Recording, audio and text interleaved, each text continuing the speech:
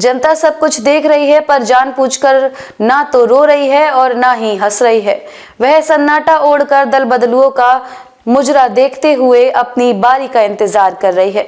दबी जुबान से पूछने अवश्य लगी है कि चुनावों के पहले और किताबों को भारत रत्न बनाया जाएगा। देखिए श्रवण गर्ग की एक खास रिपोर्ट। नमस्कार, आप देख रहे हैं द विश्व प्रेम न्यूज और हरियाणा न्यूज फ्लैश। तो चलिए रुक करते हैं आज की प्रमुख और बड़ी खबर पर।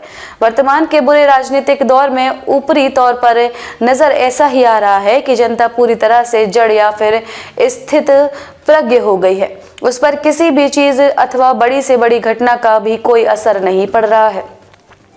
वह ऐसा जता रही है कि नीतीश कुमार द्वारा विपक्षी गठबंधन को लतिया कर प्रधानमंत्री मोदी के साथ पुनः हाथ मिला लेने अथवा प्रतिष्ठित लंदन स्कूल ऑफ इकोनॉमिक्स के स्नातक चौधरी चरण सिंह के पोते जयंत चौधरी द्वारा अखिलेश यादव की पार्टी के साथ धोखाधड़ी कर एनडीए के साथ जुड़ जाने की कार्यवाही से भी उसे कोई फर्क नहीं पड़ा है। यह संपूर्ण सत्य नहीं है। जनता सब कुछ देख रही है पर जानबूझकर ना तो रो रही है और ना ही हंस रही है। वह सन्नाटा ओढ़कर दल बदलुओं का मुजरा देखते हुए अपनी बारी का इंतजार कर रही है।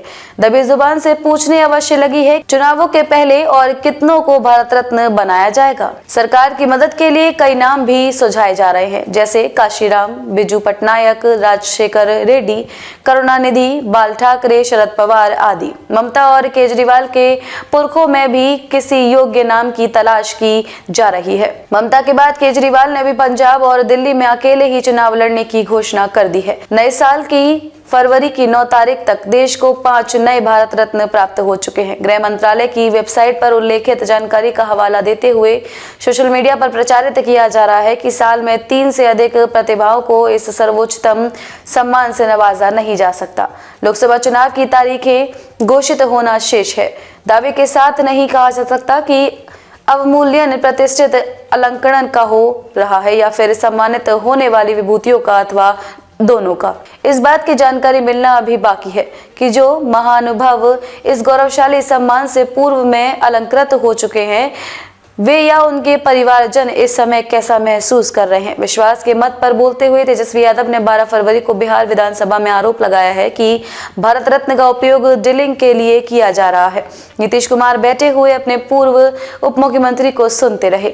जनता अकेले में कई सवाल भी करने लगी है। पहला ये कि जब दावे के साथ घोषणा की जा रही थी कि मोदी तीसरी बार भी सत्ता में आने वाले हैं, एनडीए को 400 से अधिक और भाजपा को 370 सीटें मिलने जा रही हैं, प्रधानमंत्री मोदी अकेले ही सब पर भारी पड़ने वाले हैं, तो सत्तारूढ़ दल को इस तरह से भारत रत्न बांटने और विपक्षी दलों में तोड़फोड़ करने की जरूरत ही क्यों पड़ी है। बिहार के पूर्व मुख्यमंत्री कर्पूरी ठाकुर को भारत रत्न दिए जाने के बाद से जो घटनाक्रम बना है, वह इसी ओर इशारा करता है कि ईवीएम के दुरुपयोग को लेकर व्यक्त की जा रही आशंकाओं के बावजूद भाजपा भयभीत है। नीतीश कुमार सरकार द्वारा सोमवार को विश्वास का मत प्राप्त करने के पहले चले घटनाक्रम ने बिहार की 40 सीटों के भविष्य को लेकर भाजपा की चिंताओं को उजागर कर दिया है।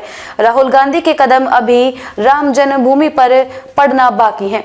वह यूपी को 11 दिन देने वाले हैं और हो सकता है कि रामलला के दर्शन अखिलेश के साथ ही करें। भाजपा अपनी रणनीति में कोई चूक करती नजर आती है। पार्टी को गलतफहमी हो गई है। लगता है कि विपक्ष के कुछ नेताओं के समर्थन की किडनियां खरीद लेने या फिर जांच एजेंसियों की मदद से उनकी राजनीतिक नसबंदी कर देने भर से बाजी उनके पक्ष में पलट जाएगी।